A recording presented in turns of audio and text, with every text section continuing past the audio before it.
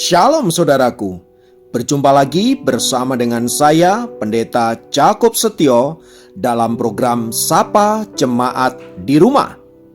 Kali ini kita akan bersaat teduh bersama-sama. Mari kita berdoa. Tuhan, kami rindu kuasa firman-Mu melawat setiap kami, dan biarlah hidup kami senantiasa dituntun oleh kebenaran firman-Mu, sehingga kami tetap ada di dalam on the track-nya Tuhan, dan mengalami berkat-berkat maksimal yang Tuhan telah siapkan bagi hidup kami. Berfirmanlah Tuhan, kami siap diberkati oleh Engkau. Dalam nama Yesus, haleluya, amin. Firman Tuhan kali ini terambil dari Mazmur 68 ayat 5-6. Mazmur 68 ayat 5-6 berkata, "Bernyanyilah bagi Allah, mazmurkanlah namanya, buatlah jalan bagi Dia yang berkendaraan melintasi awan-awan. Namanya ialah Tuhan, beria-rialah di hadapannya, Bapa bagi anak yatim dan pelindung bagi para janda. Itulah Allah di kediamannya yang kudus." Saudaraku, bagi pemazmur dalam hal ini adalah Raja Daud, Allah adalah seorang pribadi yang senantiasa menjadi penolong dalam hidupnya. Allah tidak saja ditempatkan sebagai panglima perang di dalam medan peperangan, gunung batu dan tempat perlindungan, tetapi Allah juga ditempatkan sebagai pribadi yang senantiasa mengerti akan pergumulan-pergumulan umatnya secara pribadi. Daud telah begitu banyak melihat perbuatan-perbuatan tangan Tuhan yang luar biasa di dalam kehidupannya, tetapi juga dalam kehidupan banyak para raja, para pembesar, dan orang-orang hebat. Tetapi Allah juga dilihatnya tidak hanya bekerja pada orang-orang seperti itu, melainkan pada diri orang-orang yang lemah, orang-orang yang tidak berdaya, orang-orang yang tidak memiliki kekuatan. Secara khusus, Daud menyebut dua kelompok manusia yang menjadi perhatian Allah dan menempatkan Allah sebagai tempat perlindungan. Mereka itu adalah para janda dan anak-anak yatim. Pertanyaannya adalah, mengapa para janda dan anak-anak yatim menjadi perhatian Allah dan menempatkan dirinya sebagai tempat perlindungan bagi mereka? Saudaraku, bagi seorang wanita atau ibu rumah tangga atau istri, suami adalah tempat perlindungannya. Di tangan suami, para wanita atau para istri itu akan merasa aman. Dalam konteks orang Ibrani, memang laki-laki atau para suamilah yang menjadi tempat perlindungan bagi para wanita atau istri. Di dalam naungan para suami, wanita-wanita ini akan merasa aman dan nyaman karena merasa ada seseorang yang melindungi, ada seseorang yang mencintai, dan ada seseorang yang senantiasa memperhatikan hidupnya. Karena itu tak heran saudara-saudara, wanita atau para istri pada umumnya pada waktu itu menggantungkan hidup mereka kepada suami-suami mereka. Nah, bisa dibayangkan bila kemudian suami-suami itu diambil daripadanya, maka perempuan-perempuan ini akan kehilangan segala-galanya. Kehilangan harga diri, kehilangan martabat, kehilangan tempat perlindungan, bahkan kehilangan masa depan mereka. Demikian juga halnya dengan anak-anak. Seorang ayah adalah figur yang senantiasa menjadi panutan, menjadi tempat perlindungan, menjadi tempat di mana anak-anak itu mengalami kasih dan sayang. Karenanya, bila seorang ayah diambil dari kehidupan anak-anak itu, maka mereka akan kehilangan masa depan, kehilangan pengharapan, dan lain sebagainya. Itulah sebabnya saudaraku, pemazmur menempatkan Allah sebagai tempat perlindungan bagi kedua kelompok orang itu. Seolah-olah pemazmur ingin mengatakan bahwa Allah akan menjadi suami bagi para janda dan akan menjadi ayah bagi para yatim.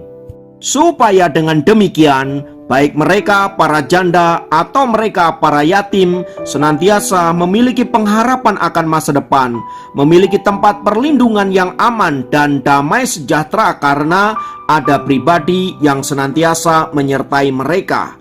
Itulah sebabnya saudaraku, mengapa pemazmur ingin mengajak orang-orang Israel, secara khusus mereka para janda, para anak yatim, untuk memuji Allah, untuk menaikkan syukur kepada Allah, menyembah Dia, karena memang Dia adalah pribadi yang mengasihi mereka dan senantiasa menjadi tempat perlindungan bagi mereka.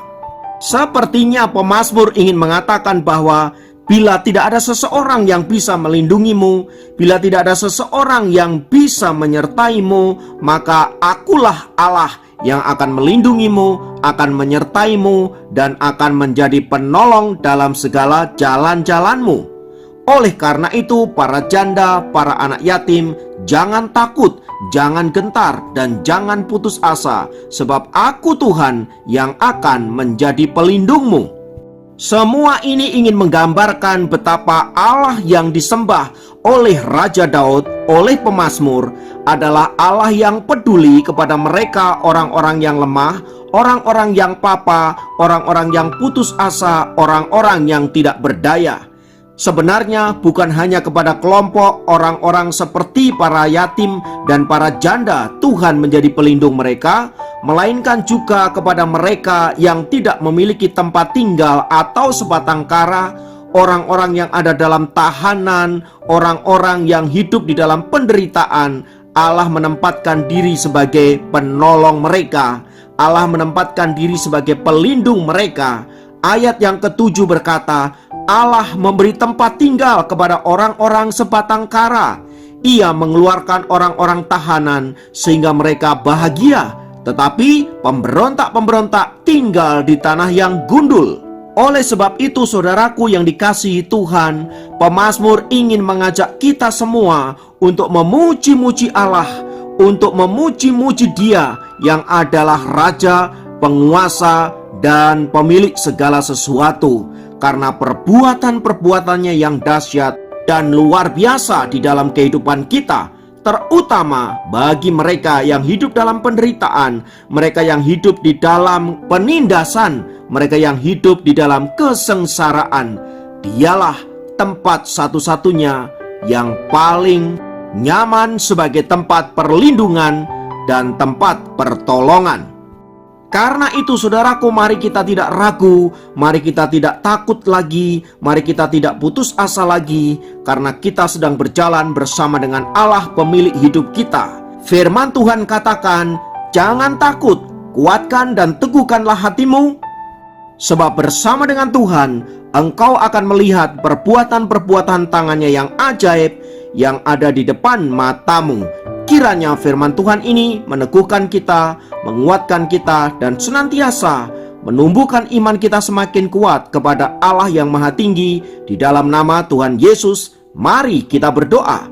Tuhan, kami naikkan syukur untuk anugerah-Mu, untuk karya-Mu, untuk kasih-Mu, untuk penyertaan-Mu, karena perbuatan-perbuatan tangan-Mu yang ajaib bagi hidup kami, orang-orang yang papa, orang-orang yang menderita, orang-orang yang hidup di dalam kesusahan. Engkaulah penolong kami, Engkaulah kekuatan, Engkaulah penghiburan kami.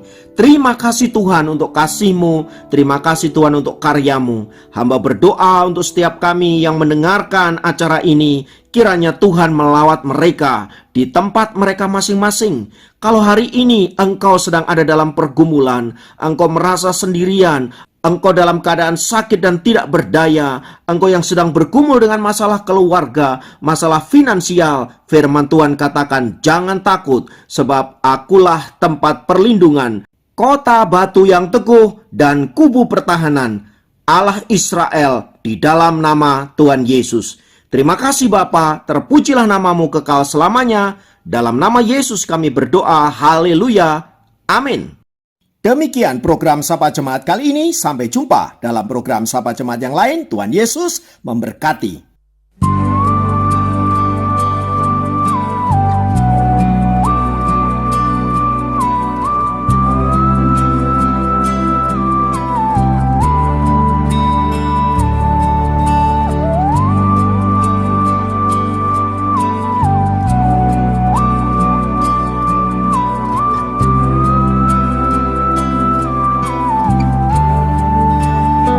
Memandang wajahmu, rasakan kasihmu.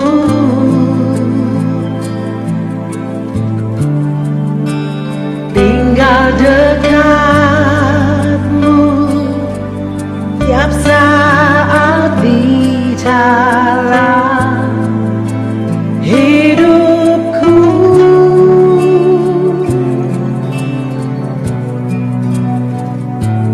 Bapakku yang baik, sangat ku cinta. Kasih-Mu padaku semakin nyata ku rasakan. Kaulah Bapakku yang baik, penuh karunia. Ku bersyukur selalu kepadamu, Bapa.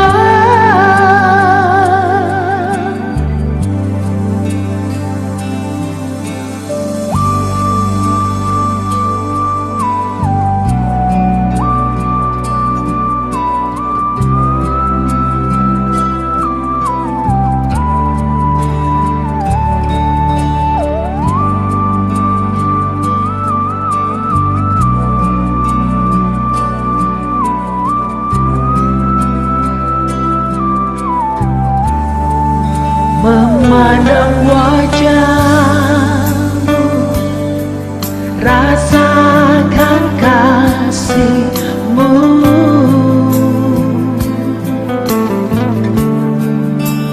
Tinggal dekatmu tiap saat bicara